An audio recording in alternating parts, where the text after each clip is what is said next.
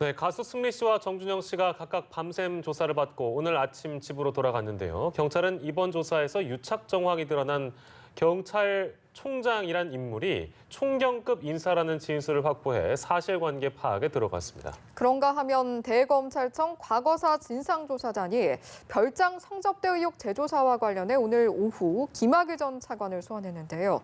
결국 김 전 차관은 불출석했습니다. 자세한 내용 손정혜 변호사와 함께 짚어보도록 하겠습니다. 어서 오세요. 안녕하세요. 네, 말씀 나누기 전에 오늘 오전에 나온 그 정준영 씨하고 승리 씨 영상을 저희가 준비했는데요. 그거 보고 잠깐 돌아오겠습니다. 허락만 해주신다면 입영 날짜를 연기하고 마지막까지 성실하게 조사받는 모습 보여드리도록 하겠습니다. 회자되고 있는 황금폰에 대해서도 다 있는 그대로 다 제출하고 솔직하게 모든 거 다 말씀드렸으니까 무리를 일으켜서 정말 죄송합니다. 네, 요약하면 두 가지입니다. 승리 씨는 자신이 스스로 입영을 연기하겠다라고 밝혔고, 정준영 씨는 일명 그 황금폰이라고 불리는 거를 제출했다 이런 얘기를 했네요. 근데 그 황금폰이라는 게 이제 그 MBC에 있는 예능 프로그램에서 모 연예인이 그런 폰이 있다더라라고 밝힌 그 문제의 폰인 것 같은데 결정적인 증거가 될까요? 어떻게 보세요? 일단 확인이 어렵습니다. 예. 총 3대의 휴대전화를 정준영 씨는 제출했다라고 하고요. 경찰에서 이제 관련자들 중에 나머지 3명으로부터 하나씩 총 6개를 확보했다라고 지금 알려지고 있는데요. 승리 씨도 하나, 그리고 유모 대표, 김모 씨 하나하나 휴대폰을 지금 확보한 상황이라고 하는데 이 세대라는 것은 2주 전에 또 정준영 씨가 휴대전화를 바꿨다고 하니까 바꾼 거에 뭐 별게 없을 것 같고요. 그리고 그 전에 사용하던 것, 그리고 다른 핸드폰을 제출했을 것이라고 보이는데 문제는 2015년부터 2016년까지 사용한 휴대전화를 제출했느냐, 그리고 그 휴대전화는 온전한 상태로 있느냐, 이게 핵심적이지 않을까 생각이 들고요.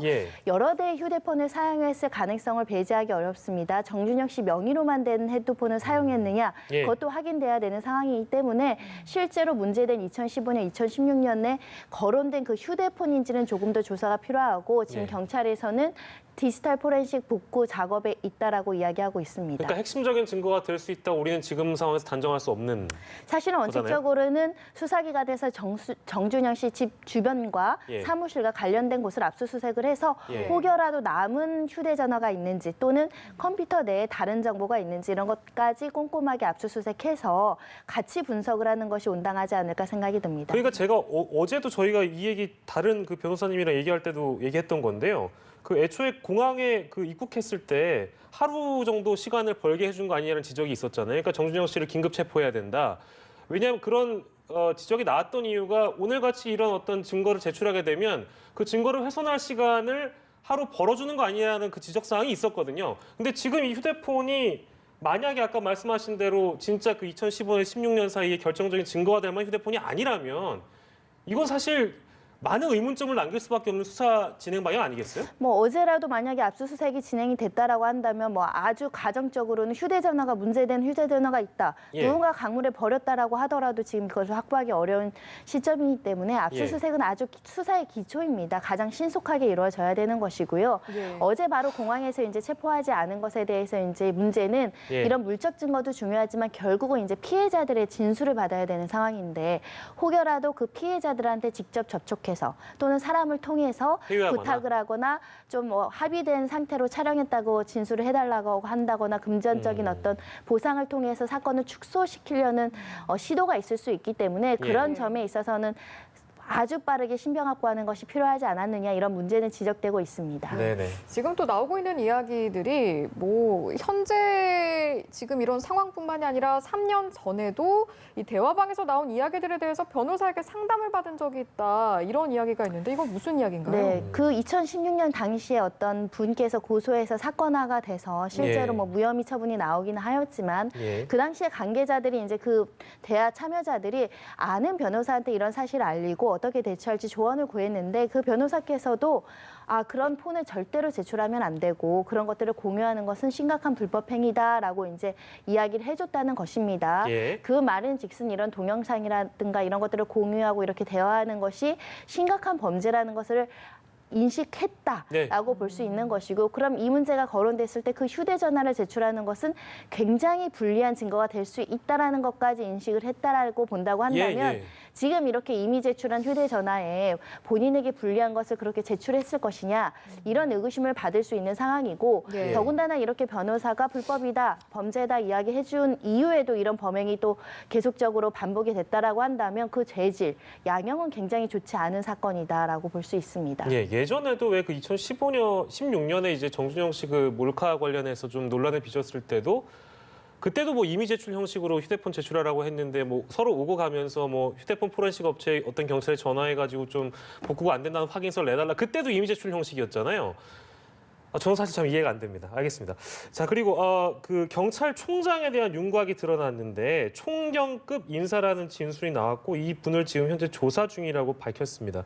어떤 경위나 정황으로 총경급 인사로 특정을 했는지는 모르겠으나 일단 총경급 인사라는 대목에 좀 눈길이 뜨는데요. 일단 어떤 점을 좀 중점적으로 밝혀야 될까요? 일단은 이 총경이라는 단어가 나온 대화의 맥락은 이런 겁니다. 뭐 옆집에서 우리 업소를 신고를 했다, 시샘을 해서 그런 여러 가지 대화 중에 총경이 총장인가요? 총장이 총장. 걱정하지 말아라. 옆집에서 그냥 시샘해서 하는 거라서 알아서 처리할 수 있다. 이런 취지로 대화가 오고 갔기 때문에 경찰 고위직과의 유착 의혹이 드러난 상황인데 이 총장이라는 직함이 명확한 그 직함이 아니다 보니까 좀 혼선이 있었는데요. 아마도 유모 씨라는 사람이 조사를 받았죠. 어제 같은 날짜에 소환돼서 조사를 받았습니다. 그 진술에 의해서 이 총장이라는 것은 총경급을 이야기하고 강남 쪽에 그 경찰 고위직에 있는 사람이라는 특정인까지 이제 특정이 된 것으로 보입니다. 조만간 참고인 조사가 이루어지지 않을까라는 생각이 드는데요. 그 전에는 좀 혼선이 많아서 뭐 경찰청장이다, 서울지방경찰청장이다, 뭐 당시 강남서장이다, 뭐 갖가지 혼선이 있었지만 그 급이 아니라 총경급이다라고 지금 알려지고 있는 상황이고요.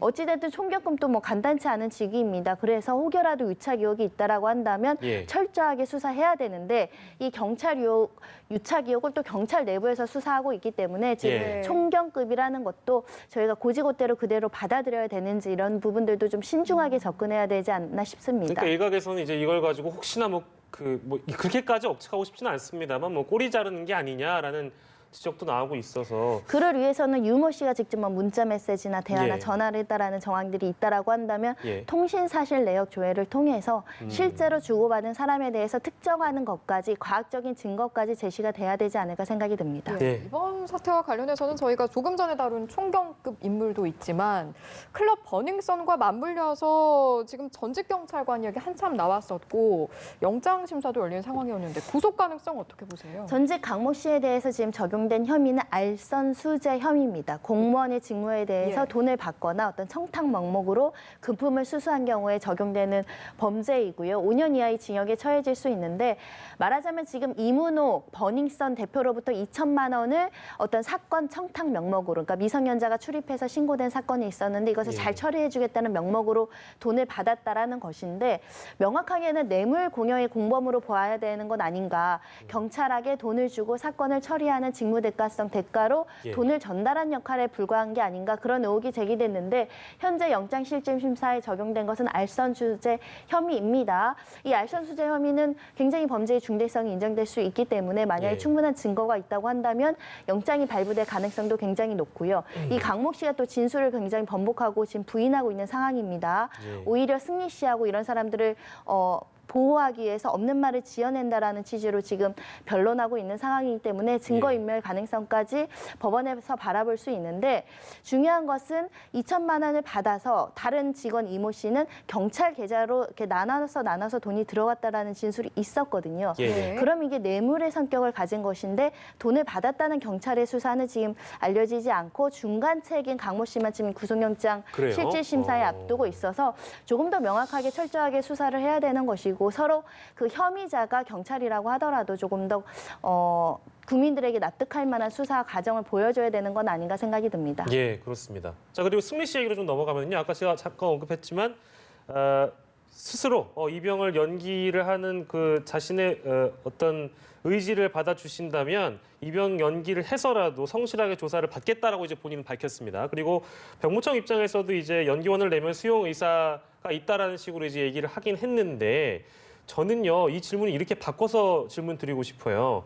제가 승리 씨라면 입영 연기를 스스로 하지 않을 것 같습니다. 왜냐하면 저희가 초반에 이거 나왔을 때도 실제 군으로 입대를 하면 경찰과 군, 검찰, 뭐 내지는 군과 그 민간인 간의 수사는 다른 영역이니까 어떤 자료를 서로 뭐 넘겨준다든지 조사를 하는 주체가 달라지면 수사의 동력이 떨어진다든지 그러니까 제가 승리 씨라면 그냥 군대 갈 것 같아요. 근데 본인 스스로 입영을 연기할 테니 성실히 조사받겠다? 전 잘 모르겠거든요. 어떻게 보세요? 근데 승리 씨가 그걸 여론을 굉장히 의식한 걸로 보입니다. 왜냐하면 지금 대중들이 군대로 도망간다. 그런 비판이 굉장히 거센 상황이고 책임을 회피한다. 예. 혹시라도 제대로 된 수사를 받지 않고 말하자면 꼬리 자르기 한 후에 군 복무를 이제 핑계 삼아서 이런 수사의 동력이나 이런 것들을 약하게 하는 것을 뻔히 알면서도 예. 입대하는 거 아니냐 이런 지적이 있는 상황이기 때문에 그걸 염두하고 이제 군대를 스스로 입영 연기 신청을 하겠다라고 밝힌 것으로 보이고요. 예. 아마도 이것은 피의자 신문 조서를 고강도로 받고 나와서 한 말이기 때문에 경찰 측의 요청일 수도 있습니다. 아, 스스로 그래요?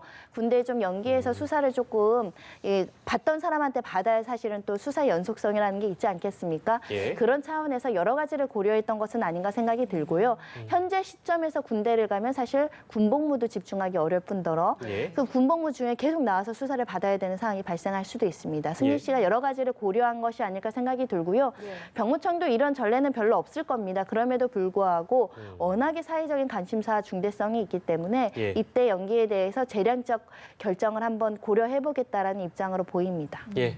승리 씨가 이제 여론을 의식해서 내린 결정일 가능성도 있다 이렇게 말씀을 해주셨는데 사실 정말 여론이나 이제 국민적인 관심이 굉장히 뜨겁기 때문에 도대체 그 대화방에 참여한 인물들이 누구냐 이 관심도 굉장히 높거든요. 지금 어제 이제 거론된 인물이 CN블루의 이종현 씨인데 이종현 씨 여기에 대해서 입장을 밝힌 게 있나요?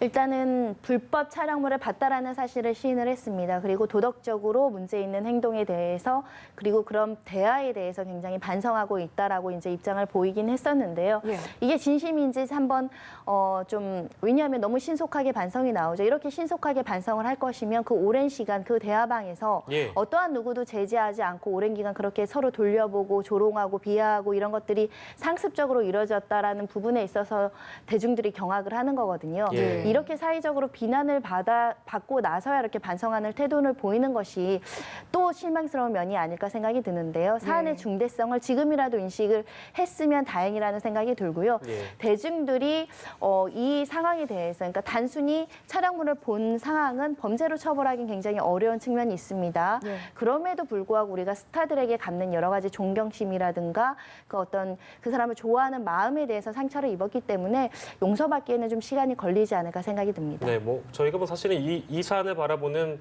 그 우리 국민들의 시선도 그렇고 성별을 따지기 이전에 굉장히 분노가 많이 밀려오는 것이 처음에는 부인을 했다가 이제 뭐가 드러나면 뭐 기획사도 그렇고 본인들도 그렇고 자꾸 뒤늦게 인정하는 모습 정말 참 보기가 착잡한 심정인데 그러니까 자고 일어나면 새로운 인물이 또 등장해서 좀 당황스럽거든요. 뭐 물론 지금도 충분히 경악스럽고 충격적입니다만 또 다른 인물이 나올 가능성 충분히 있겠죠. 휴대전화에 대해서 지금 6개의 휴대전화를 복구하고 있다는 거 아닙니까? 데이터 분석이 끝나면 경찰에서 가지고 있는 자료 중에 또 어떤 사람이 등장할지 알 수 없는 상황이고요. 예. 그리고 건의기에 제출되어 있던 것도 4만 건에 이른다고 합니다. 4만 건이. 예, 그리고 지금 기자분이 확보하고 있는 것도 있는데 너무 저속해서 공개되지 못하는 것도 있을 거라고 저는 추정을 하고 있어서 예. 굉장히 비도덕적인 대화나 내용들이 많이 포함되어 있지 않을까 생각이 들고요. 예. 특히 피해자 때문에 공개하지 않는 측면들도 일부는 있을 거라고 생각을 합니다. 예. 우리가 객관적으로 이제 차분하게 지켜봐야 되겠지만 이 사적으로 주고받는 대화 같지만 이게 얼마나 큰 범죄가 될 수 있는지를 예. 국민들도 좀 같이 생각해 주시고 지금도 죄의식 없이 막 놀이삼아 이렇게 여러 가지 사람에 대한 인격권을 침해하는 행동들을 하시는 분이 있을 수 있는데 범죄가 될 수 있음을 다 인식을 해야 될 것 같습니다. 예. 예. 또 짚어봐야 할 부분이 어떻게 보면 이제 연장선상의 이야기일 수 있는데 지금 관심이 커지니까 또 여기에 대해서 여러 연예인들이라든지 이름이 이제 언급돼서 이렇게 SNS를 통해서 돌아다니는 경우가 굉장히 많거든요. 악성 루머로 인한 괴로움 호소하는 연예인들이 많은데 여기에 대한 2차 피해 대책 없을까요? 그러니까 명예훼손에 대한 피해가 굉장히 심각하고 2차 가해가 굉장히 심각합니다. 마찬가지입니다. 이 사람들이 잘못을 비난하고 비판할 자격이 우리에게 있는지를 돌아봐야 될 것으로 보이고요. 예. 내가 그 사건 속의 피해자라고 생각하고 그 피해자가 나의 동생이나 누나나 엄마나 내 가족이라고 생각한다고 한다면 그렇게 웃어넘기면서 재미 삼아서 이거 어떤 가십을 다루듯이 이렇게 하기에는 사건의 중대성이 굉장히 큽니다. 한 사람이 죽고 살 수도 있는 명예살인의 문제가 될 수 있기 때문에 예. 스스로 내가 이런 행동을 통해서 그 사람한테 상처를 입히는 것은 아닌가라는 경각심을 충분히 가져야 되지 않을까라는 생각이 들고요. 더군다나 이것을 양산해서 경제적인 이득을 취득하려고 허위의 소문을 인터넷에 계속 양산해서 어떤 이렇게 주목을 받으려는 사람들이 있거든요. 그 자체도 처벌 가능성이 매우 높기 때문에 이 사건은 철저하게 이 피해자들의 인격을 보호하고 신원을 보장하는 방식으로 보도도 달아줘야 되고 대중들도 보도를 지켜봐야 되지 않을까 생각이 들고요. 혹여라도 피해자의 신원을 특정해서 공개하는 거는요. 성폭력 피해자 보호에 관한 법률 보시면 다 처벌되게 되어 있습니다. 예. 신원에 대해서는 철저하게 비밀을 지켜주셔야 될 것 같습니다. 예. 조금 전에 말씀하신 부분들이 충분히 다 반영이 돼서 이루어져야 할 것 같네요. 주제를 바꿔서요. 성접대 의혹과 어떻게 보면 관련이 있다는 점에서 결을 같이 하는 사건이 있는데 김학의 전 차관 오늘 검찰에 소환이 예정이 돼 있었는데 결국 불출석했습니다. 그리고 사전에 조율이나 협의 없이 불출석했다라는 것입니다. 그만큼 이것을 임하는 태도에 진정성이 없다라는 부분에 있어서 많은 국민들이 공분할 수밖에 없고요. 예. 이 제목 자체도 지금 성접대 의혹이라고 되어 있지만 명확하게는 성범죄 의혹입니다. 성폭력 범죄 의혹이고요. 예. 1차 경찰에서도 특수강간 혐의로 기소 의견으로 송치했던 그렇습니다. 사건이라고 한다면 이건 성접대가 아니라 성폭력, 성접대를 빙자한 성폭력 사건이라고 보시면 될 것 같은데 예. 이렇게 소환해도 불러도 나오지 않는 구조는 이것이 수사가 아니고 조사이기 때문에 그렇습니다. 과거사 진상조사위원회라는 형식으로 과거에 검찰이 어떤 잘못을 했는지 네. 수사 부실이 어떤 부분에 있었는지를 조사하는 과정에 있기 때문에 강제 수사권, 말하자면 체포영장을 집행한다거나 이런 강제 수사 권한이 없기 때문에 이런 문제가 발생하는 게 아닌가 생각이 들고요. 예. 소환 일정도 지금 조사 기한이 2주 정도밖에 남지 않았는데 그 시점에 부른 부분도 너무 예. 늦었던 거 아니냐라고 지금 피해자 측에서 굉장히 억울함으로 호소하고 있기 때문에 예. 제대로 된 그 진실을 규명하고 특히 이제 가해자로 지목된 사람들의 참여나 반성 이런 태도를 보지 못하는 피해자들이 굉장히 억울할 것이라고 생각이 듭니다. 네, 저희가 오늘 어떻게 보면 그 다루고 있는 주제 자체가 그 좀 멀리서 바라보면 검경 수사권 조정이란 주제도 어떻게 보면 포함될 수 있는 내용이고 뭔가 검찰과 경찰의 싸움이 시작된 그림처럼 보이긴 하거든요. 그 대목일지 모르겠으나 민감용 경찰청장이 과거에 그 경찰이 입수한 동영상에서 이거 이제 국회 그때 나왔던 발언입니다.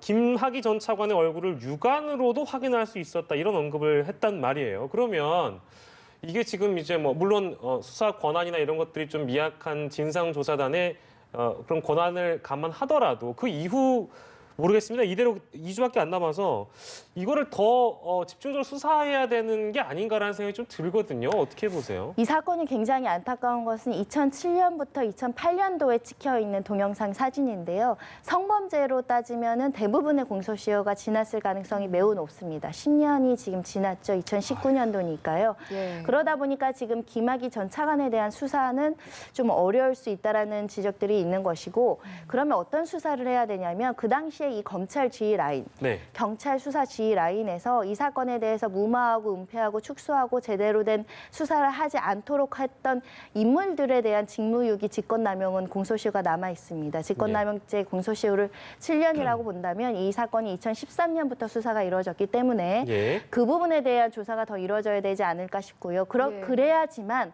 잘못한 사람이 징계를 받고 관련된 공직에서 손을 떼야지만 다음에 또 이런 부실 수사 문제나 예. 권력에 의해서 어떤 무고한 피해자들의 사건을 덮고 오히려 가해자를 두둔하는 형식의 어떤 처분이 나오지 않지 않겠습니까? 그런 예. 점에 좀 중점을 둬야 되는 거 아닌가 생각이 들고요. 예. 이게 검경 수사권 문제로 쟁점이 되면 오히려 또 진실이 은폐될 수 있습니다. 그것도 동의합니다. 경찰은 네. 경찰 나름대로 우리가 못한 부분이 무엇인지를 심사숙고해서 반성문을 쓰고 검찰도 그 과거의 검사들이 제대로 처리하지 못하는 거에 대해서 반성하는 의미를 가져야 되는 것인데 지금은 경찰이 잘못했다, 검찰이 잘못했다 이렇게 지금 핑퐁 게임을 하고 있는 상황이기 때문에 예. 좀 온당치 못하다라는 생각이 들고요. 누가 봐도 이 사건은 좀 부실 수사입니다. 객관적으로 봐도 누구라도 수사를 철저히 했다라고 이야기할 수 있는 사람은 없기 때문에 예. 누구라도 참여를 해야 되는데 그걸 하지 않는 현실이 굉장히 안타깝다라고 생각합니다. 예, 이게 지금 사실 아까 그 2014년 그때 당시에 수사 라인에 있었던 사람을 지금 이제 떠올리시는 분들이 되게 많거든요. 사실은 정치권에서도 오늘 여러 인물들의 이름이 등장을 사실 해서요.